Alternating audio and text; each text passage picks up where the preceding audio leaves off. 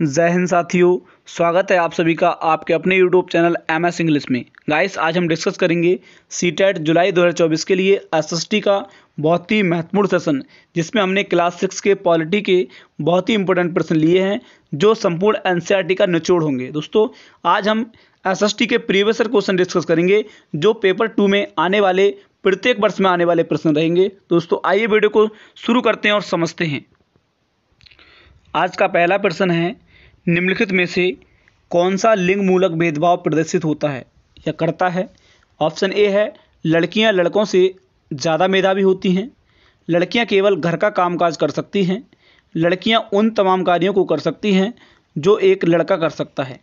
लड़कियों को लड़कों के समान अवसर मिलने चाहिए। तो देखिए, जो भेदभाव को प्रदर्शित करता है वो हमारा राइट आंसर यहाँ पर हो जाएगा ऑप्शन बी। लड़कियां केवल घर का कामकाज कर सकती हैं, ये बिल्कुल भेदभाव को प्रदर्शित करता है क्योंकि लड़कियां प्रत्येक काम कर सकती हैं। तो देखिए, यहाँ पर बोला है कि लड़कियां केवल घर का कामकाज कर सकती हैं, तो ऐसा नहीं है। तो ऑप्शन बी हमारा यहाँ पर बिल्कुल राइट आंसर हो जाएगा। अगला प्रश्न देखिए, मध्याह्न अल्पाहार कार्यक्रम के बहुत सकारात्मक प्रभाव हैं, निम्नलिखित में से कौन सा इनमें एक नहीं है। तो देखिए, ऑप्शन ए है, विद्यालयों में गरीब बच्चों के नामांकन में वृद्धि हुई है, या फिर जाति पूर्वाग्रह जातिगत पक्षपात में कमी आई है। अब निर्धन विद्यार्थी अपनी पढ़ाई पर ध्यान केंद्रित कर सकते हैं क्योंकि वे खाली पेट नहीं हैं। और है, निर्धन बच्चे परीक्षाओं में अधिक अंक प्राप्त कर सकते हैं। तो देखिए, मध्याह्न अल्पाहार कार्यक्रम से बहुत ही सकारात्मक प्रभाव हुए हैं। तो यहाँ पर हमारा राइट आंसर होएगा ऑप्शन डी कि निर्धन बच्चे परीक्षाओं में अधिक अंक प्राप्त कर सकते हैं। तो ऑप्शन डी यहाँ पर बिल्कुल राइट आंसर हो जाएगा। अगला प्रश्न देखेंगे, प्रश्न नंबर 3 है, जेलिया यांगरांग नामक आदिवासी आंदोलन का नेता निम्नलिखित में से कौन सा था। तो देखिए, जादोनांग था, तिलका मांझी था, बिरसा मुंडा या जतरा भगत। तो देखिए, जेलिया यांगरांग यहाँ पर जो राइट आंसर हमारा हो जाएगा तीसरे प्रश्न का वो हो जाएगा ऑप्शन ए, जादोनांग। कौन सा था? आदिवासी जो आंदोलन का नेता था वो था जादोनांग। तो ऑप्शन ए बिल्कुल राइट आंसर यहाँ पर हो जाएगा। अगला प्रश्न देखिए, शारदा अधिनियम के अंतर्गत लड़कियों व लड़कों के विवाह का न्यूनतम आयु क्रमशः निर्धारित की गई थी। तो देखिए, शारदा अधिनियम के अंतर्गत लड़कियों और लड़कों की जो न्यूनतम आयु निर्धारित की गई थी वो की गई थी 14 वर्ष और 18 वर्ष, यानी 14 वर्ष लड़की की और 18 वर्ष लड़के की। तो ऑप्शन ए यहाँ पर बिल्कुल राइट आंसर हो जाएगा। अगला प्रश्न है, प्रश्न नंबर 5, निम्नलिखित में से किस आदिवासी समाज को खेल में विभाजित किया गया। तो देखिए, किस आदिवासी समाज को खेल में विभाजित किया गया। संथाल के लिए, भील, गोंड या फिर अहोम। तो देखिए, यहाँ पर राइट आंसर होएगा 5th नंबर का वो जाएगा ऑप्शन डी, अहोम के लिए। किसके लिए? अहोम के लिए। ऑप्शन डी बिल्कुल राइट आंसर हो जाएगा। अगला प्रश्न देखेंगे, प्रश्न नंबर 6 है, सीके जानू एक बहुत प्रतिष्ठित हैं पट कथा के लेखक, मानव विज्ञानी, आदिवासी कार्यकर्ता या फिर पर्यावरणविद। तो देखिए, सीके जानू एक बहुत प्रतिष्ठित हैं, तो किस लिए हैं? वो हैं हमारे आदिवासी कार्यकर्ता हैं। किसके लिए? आदिवासी कार्यकर्ता के लिए प्रतिष्ठित हैं। ऑप्शन सी बिल्कुल राइट आंसर यहाँ पर हो जाएगा।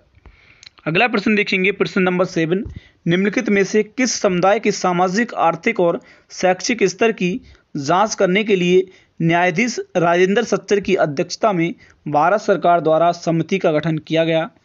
तो वो किया गया आंग्ल भारतीय, मुस्लिम, जैन या फिर सिख। तो देखिए, 7 नंबर का जो राइट आंसर हो जाएगा वो हो जाएगा बी ऑप्शन, मुस्लिम। किसके लिए? मुस्लिम के लिए। अगला देखिए, अगला प्रश्न हमारा है प्रश्न नंबर 8, जनहित याचिका ईस्ट द्वारा आई है। तो देखिए, किसके द्वारा आई है? न्यायिक सक्रियता में गिरावट आई है, सरकारी कामकाज में बाधा आई है, न्याय मिलने में बढ़त आई है या फिर न्याय मिलने में बाधा आई है। तो देखिए, न्याय मिलने में बढ़त आई है। जनहित याचिका में जो न्याय मिलने में बढ़त आई है। ऑप्शन सी बिल्कुल राइट आंसर यहाँ पर हो जाएगा। अगला प्रश्न देखिए, हालांकि भारत ने स्वतंत्र होने के बाद सार्वभौमिक वयस्क मताधिकार की प्रक्रिया का चयन किया, कुछ मानदंडों के आधार पर कुछ संप्रभु राष्ट्रों में इसे रोक लिया गया।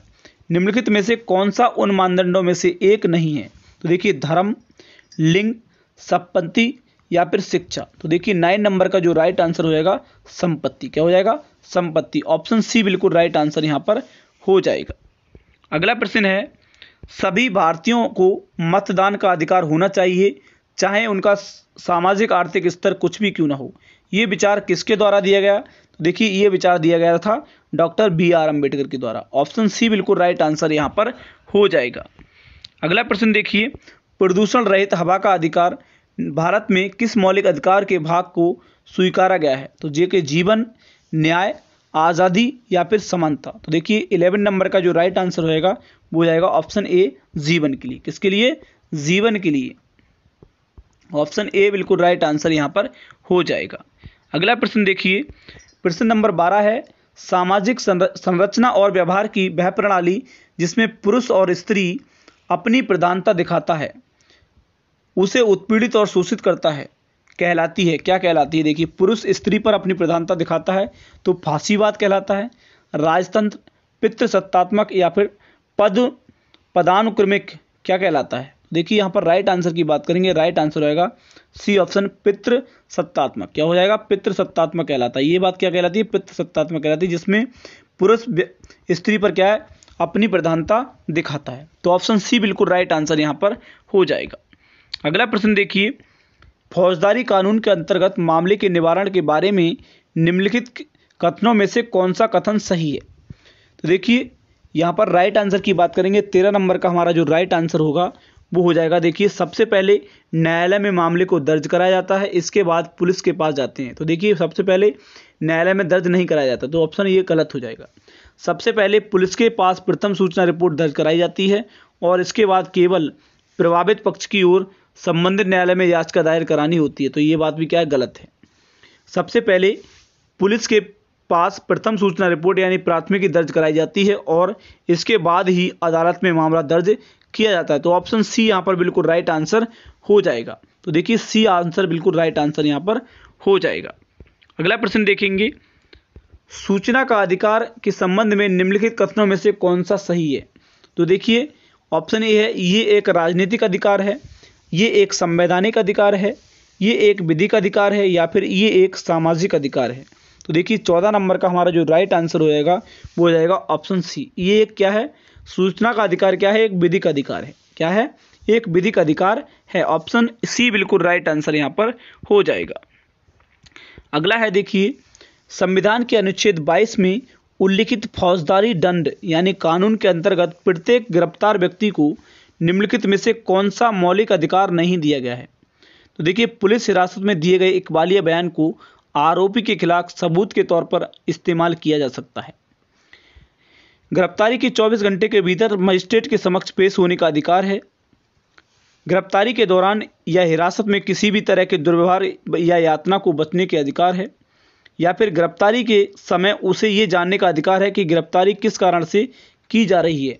तो यहाँ पर 15 नंबर का जो राइट आंसर होएगा वो हो जाएगा ऑप्शन ए। पुलिस हिरासत में दिए गए इकबालिया बयान को आरोपी के खिलाफ सबूत के तौर पर इस्तेमाल किया जा सकता है। ऑप्शन ए बिल्कुल राइट आंसर यहाँ पर हो जाएगा।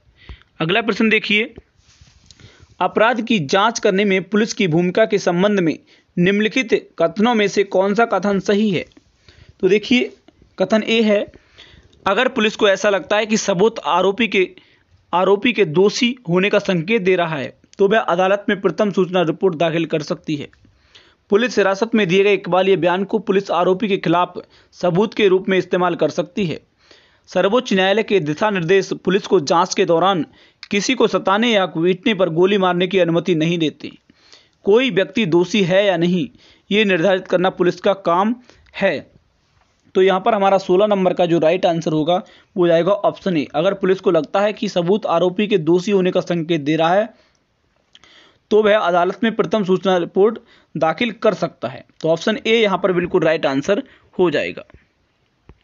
अगला प्रश्न देखिए, संवैधानिक उपचार का अधिकार के अंतर्गत क्या आता है? तो देखिए संवैधानिक उपचार के अधिकार के अंतर्गत केवल भाषाई अल्पसंख्यकों समुदायों को ये अधिकार दिया गया है कि यदि वे समझते हैं कि संविधान में दिए गए सांस्कृतिक और शैक्षिक अधिकारों राज्य द्वारा उल्लंघन किया जाता है तो वे अदालत जा सकते हैं, या फिर केवल धार्मिक अल्पसंख्यकों समुदाय यह अधिकार दिया गया है कि यदि वे समझते हैं कि संविधान में दिए गए उनके सांस्कृतिक और शैक्षिक अधिकारों का राज्य द्वारा उल्लंघन किया गया है तो वे अदालत में जा सकते हैं। या फिर सभी नागरिकों को अदालत में जाने का अधिकार है यदि वे समझते हैं कि राज्य द्वारा किसी भी राजनीति के निर्देशक सिद्धांतों का पालन नहीं हुआ है। यदि नागरिक को लगता है कि राज्य द्वारा उसके मौलिक अधिकार का उल्लंघन हुआ है तो वह अदालत में जा सकता है। तो देखिए संवैधानिक उपचार का जो अधिकार है उसका जो राइट आंसर हो जाएगा ऑप्शन डी हो जाएगा। क्या हो जाएगा? डी हो जाएगा। यदि नागरिक को लगता है कि राज्य द्वारा उसके मौलिक अधिकार का उल्लंघन हुआ है तो वह अदालत में जा सकता है। ऑप्शन डी यहाँ पर बिल्कुल राइट आंसर हो जाएगा। अगला प्रश्न देखिए, निम्नलिखित में से कौन सा एक दीवानी यानी सिविल कानून के दायरे में नहीं आता है? तो देखिए जमीन को बेचने से संबंधित विवाद, बच्चों को रखने का दावा करना, दहेज के लिए महिला को परेशान करना, तलाक का केस फाइल करना। तो देखिए 18 नंबर का जो राइट आंसर हमारा हो जाएगा ऑप्शन सी, दहेज के लिए महिला को परेशान करना। यह सिविल कानून के दायरे में नहीं आता है। अगला प्रश्न देखिए, लक्षण को जो दबाव समूह पर तो लागू होता है किंतु राजनीतिक दल पर नहीं, वह है क्या है? निर्वाचन में अपने प्रत्याशी खड़े करना, संपूर्ण समाज की हित साधना का उद्देश्य, सदस्यता अनन्य होती है, या राजनीतिक प्रक्रिया का स्वयं भाग नहीं बन सकते। तो देखिए 90 नंबर का जो राइट आंसर होगा वो हो जाएगा डी ऑप्शन, राजनीतिक प्रक्रिया का स्वयं भाग नहीं बनते। अगला प्रश्न देखिए, 20वां प्रश्न है, राष्ट्रीय शिक्षा नीति 1986 में निम्नलिखित में से किसके लिए एकीकृत कार्यक्रम विकसित करने का सुझाव दिया गया है? तो देखिए विकलांग बच्चों के नियमित स्कूलों में पढ़ने के लिए, विकलांग बच्चों के विशेष स्कूलों में पढ़ने के लिए, या फिर लड़के और लड़कियों की सहशिक्षा के लिए, या फिर मानसिक रूप से विकलांगों की शिक्षा के लिए। तो देखिए यहाँ पर राष्ट्रीय शिक्षा नीति 1986 में जो निम्नलिखित एकीकृत किया गया है उसका जो राइट आंसर होगा वो जाएगा ऑप्शन ए, विकलांग बच्चों के लिए नियमित स्कूलों में पढ़ने के लिए। ऑप्शन ए बिल्कुल राइट आंसर हो जाएगा। अगला देखिए, सामाजिक सुरक्षा की व्यवस्था जिस विचारधारा का मूल सिद्धांत है वह है हस्तक्षेप सिद्धांत, कल्याणकारी सिद्धांत, बहुलवादी सिद्धांत, या फिर विकासवादी सिद्धांत। तो देखिए 21 का जो राइट आंसर हो जाएगा वो हो जाएगा ऑप्शन बी, कल्याणकारी सिद्धांत। कौन सा हो जाएगा? कल्याणकारी सिद्धांत। अगला प्रश्न देखिए 22 नंबर है, निम्न में से किसका अर्थ विधि के किस प्राधिकार से है?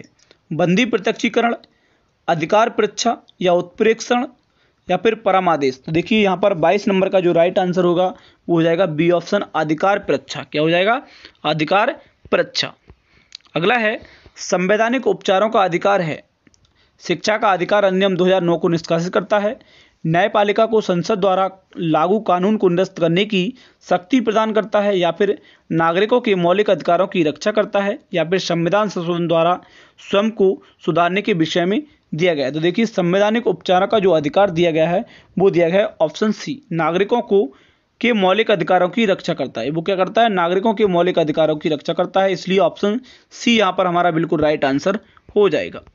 अगला प्रश्न देखिए, उपभोक्ता संरक्षण अधिनियम भारतीय संसद ने कब पारित किया था? तो 15 दिसंबर 1985 को, 24 दिसंबर 1986 को, 15 मार्च 1985, 24 दिसंबर 1987।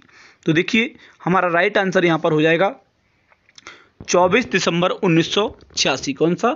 24 दिसंबर 1986, बी ऑप्शन हमारा बिल्कुल राइट आंसर यहाँ पर हो जाएगा। अगला प्रश्न है, सुभाष कुमार बनाम बिहार राज्य 1991 के मामले में सर्वोच्च न्यायालय के न्यायालय में निम्नलिखित में से क्या निर्णय दिया गया? तो देखिए निर्णय दिया गया था यहाँ पर 25 का जो राइट आंसर हमारा हो जाएगा डी ऑप्शन, जीवन के अधिकार में प्रदूषण मुक्त पानी और हवा का अधिकार शामिल है। तो ऑप्शन डी यहाँ पर बिल्कुल राइट आंसर हो जाएगा। अगला देखिए, सर्वोच्च न्यायालय द्वारा निर्धारित डी के बास दिशा निर्देश निम्नलिखित में से किसके बारे में हैं?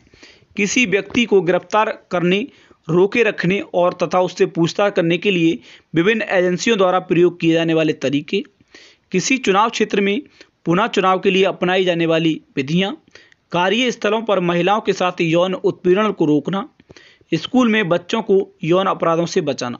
तो देखिए सर्वोच्च न्यायालय का जो निर्धारित डी बॉस के दिशा निर्देश हैं उसका राइट आंसर हमारा हो जाएगा ऑप्शन ए। क्या हो जाएगा? ऑप्शन ए, किसी व्यक्ति को गिरफ्तार करने या रोके रखने या उससे पूछताछ करने के लिए एजेंसियों द्वारा प्रयोग किए जाने वाले तरीके। तो ऑप्शन ए यहाँ पर बिल्कुल राइट आंसर हो जाएगा। अगला प्रश्न देखिए, भारत में उपभोक्ता संरक्षण अधिनियम पारित हुआ है तो सन 1966 में, 1976, 1986 या फिर 1996। तो देखिए 27 का जो हमारा राइट आंसर हो जाएगा वो हो जाएगा 1986 में। कब हुए थे? 1986 में भारत में उपभोक्ता संरक्षण अधिनियम पारित हुआ था। अगला प्रश्न देखेंगे, अगला हमारा प्रश्न है 28 नंबर, एक राज्य में यदि एक राजनेता तय करता है कि उसके राज्य में दूसरे राज्य के कामगारों को कार्य करने की अनुमति नहीं दी जाएगी तो इससे कौन से मौलिक अधिकार का उल्लंघन होगा? समानता का अधिकार, स्वतंत्रता का अधिकार, शोषण के विरुद्ध अधिकार या फिर संवैधानिक उपचारों का अधिकार। तो देखिए यहाँ पर हमारे अपने राज्य से किसी दूसरे राज्यों में कामगारों को कार्य करने की अनुमति नहीं दी जाएगी तो उसमें कौन सा अधिकार, मौलिक अधिकार का उल्लंघन हुआ है? तो यहाँ पर राइट आंसर हमारा हो जाएगा बी ऑप्शन, कौन सा? स्वतंत्रता का अधिकार, क्योंकि हम दूसरे स्टेट में जाकर अपना काम कर सकते हैं तो इसलिए अगर नहीं करने दे रहा है कोई तो स्वतंत्रता के अधिकार का हमारा उल्लंघन होगा। अगला देखिए, नागरिक सुरक्षा संगठन की स्थापना किस वर्ष हुई? तो 1960 में, 1961, 1962 या फिर 1963। तो राइट आंसर यहाँ पर हो जाएगा 1962 में। कब हुई थी?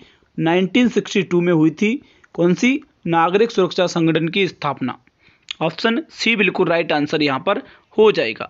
अगला प्रश्न है देखिए, संयुक्त राष्ट्र महासभा ने मानव अधिकारों की घोषणा कब की थी? तो देखिए संयुक्त राष्ट्र महासभा ने मानव अधिकारों की घोषणा 10 दिसंबर 1949, 10 दिसंबर 1948, 10 दिसंबर 1947 या फिर 10 दिसंबर 1946। तो दोस्तों इस प्रश्न का आंसर आप सभी के लिए कमेंट सेक्शन में देना है। जो भी विद्यार्थी स्टूडेंट अच्छे से तैयारी कर रहे हैं तो इस प्रश्न का आंसर आप सभी के लिए जरूर पता होगा। अगर नहीं पता है तो कहीं से भी सर्च करके इस प्रश्न का आंसर आपको कमेंट सेक्शन में ज़रूर देना है। उम्मीद करता हूँ वीडियो आप सभी के लिए बहुत ही अच्छा लगा होगा और सारे प्रश्न समझ आए होंगे। वीडियो आप सभी के लिए अच्छा लगा हो तो वीडियो को लाइक, शेयर और सब्सक्राइब जरूर करें। दोस्तों thank you, best of luck.